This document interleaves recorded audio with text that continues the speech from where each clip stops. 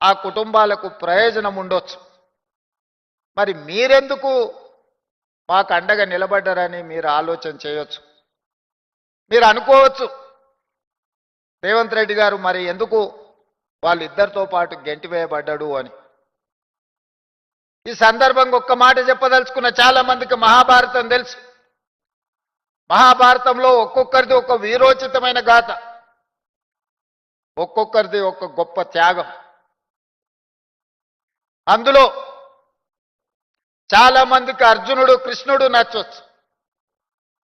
నాకు మహాభారతంలో కర్ణుడు అదేవిధంగా బార్బరికుడు అనే ఒక పాత్ర ఉన్నది. కర్ణుడు మిత్రుడి కోసం,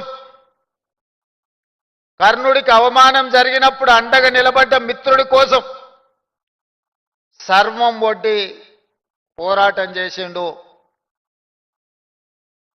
చివరి ఊపిరి వరకు అండగా నిలబడ్డాడు. కొందరికి అది తప్పుగా, కొందరికి నచ్చకపోవచ్చు. కానీ కర్ణుడు మిత్రధర్మాన్ని నిర్వహించిండు. నేను కూడా మిత్రుల కోసం అండగా నిలబడాలి. కొంతమందికి నచ్చొచ్చు, నచ్చకపోవచ్చు. కొంతమందికి ఇబ్బందికరంగా అనిపించవచ్చు.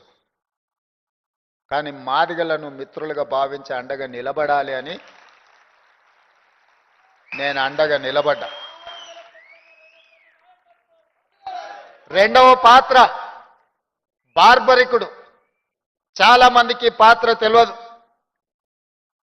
మేము భీముణ్ణి విన్నాం, ధర్మరాజును విన్నాం, నకుల సహదేవుల పేర్లు విన్నాం, దుర్యోధన దుశ్శాసుల గురించి విన్నాం. బార్బరికుడు గురించి మేము వినలేదని చాలా మంది అనుకుంటుండొచ్చు. భీమసేనుడి కుమారుడు ఘటోత్కచుడు.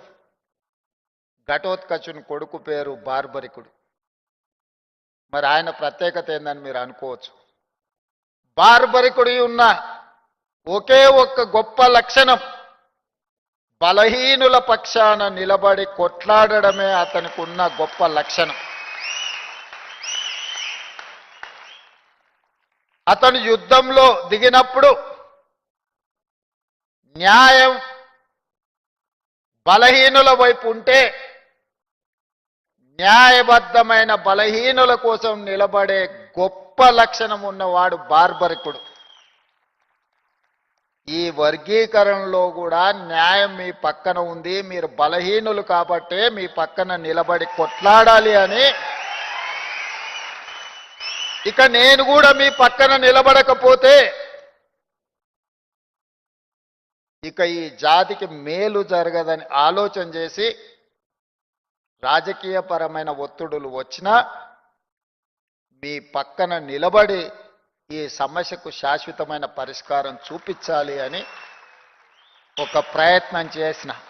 ఆ ప్రయత్నంలో పెద్దలు ఉత్తమ్ కుమార్ రెడ్డి గారు, దామోదర్ రాజనరసింహ గారు, డాక్టర్ మల్లు రవి గారు, సీతక్క గారు, శ్రీధర్ బాబు గారు, కమిషన్ చైర్పర్సన్ షమీం అఖ్తర్ గారు, చాలామంది అధికారులు, చాలామంది వాళ్ళదైన పాత్ర వాళ్ళు పోషించిండ్రు, సమయస్ఫూర్తితో వ్యవహరించిండ్రు.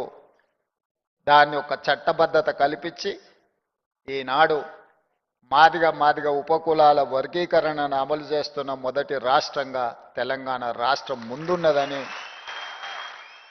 ఇక్కడ నిలబడి మాట్లాడడానికి నాకు చాలా సంతోషం కలిగిస్తున్నది.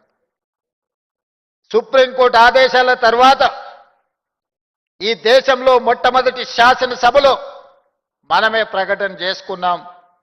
ఈ దేశంలో మొట్టమొదటి రాష్ట్రం మాదిగ ఉపకులాల వర్గీకరణను అమలు చేసి దేశానికి ఆదర్శంగా నిలబడ్డాం.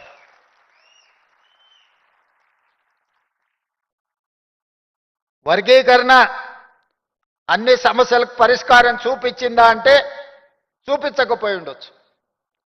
మిగతా సమస్యలు ప్రొఫెసర్ కాసిం గారు చాలా విషయాలు ప్రస్తావించారు. ప్రమోషన్ల విషయంలో కావచ్చు, ఉన్నత విద్య చదువుకోవడం విషయంలో కావచ్చు, ఇతర అంశాలు భూములకు సంబంధించిన విషయం కావచ్చు, లెడ్ క్యాప్ భూములను కాపాడడం విషయంలో కావచ్చు, వీటన్నిటిని కూడా మీరందరూ సహకరిస్తే, మీరందరూ అండగా నిలబడితే ఈ సమస్యలు పరిష్కరించడం పెద్ద సమస్య కాదు.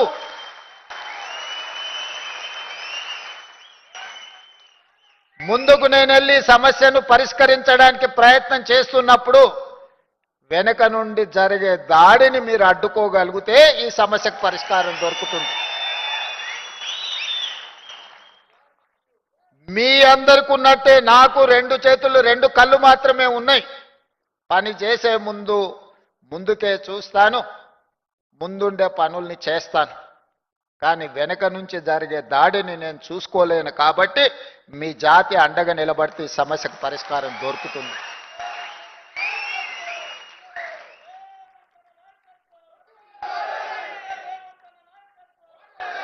ఏదో ఒక్క రోజు, ఏదో ఒక నెల కష్టపడితే ఈ సమస్యకు పరిష్కారం లేదు.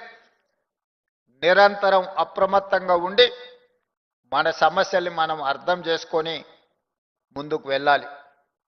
అదేవిధంగా మిత్రులారా, మీరందరు ప్రభుత్వ ఉద్యోగులు. ఈ ప్రభుత్వానికి కళ్ళైనా చెవులైనా బ్రాండ్ అంబాసిడర్లైనా నా ప్రభుత్వ ఉద్యోగులే. నేను పదే పదే చెప్తా ఉన్నా. మొన్న జరిగిన మంత్రివర్గంలో మేమందరం కలిసి ఒక నిర్ణయం తీసుకున్నాం. ప్రజాపాలన ప్రగతి ప్రణాళిక కార్యక్రమం 99 రోజుల కార్యాచరణ కార్యక్రమాన్ని తీసుకున్నాం.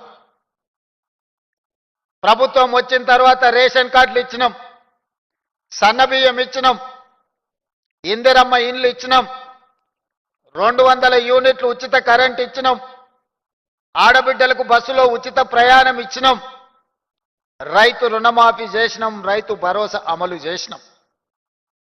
అందరికి వచ్చిందా రాలేదా అంటే నాకు తెలీదు. మీరిచ్చిన సమాచారమే నాకున్న సమాచారం.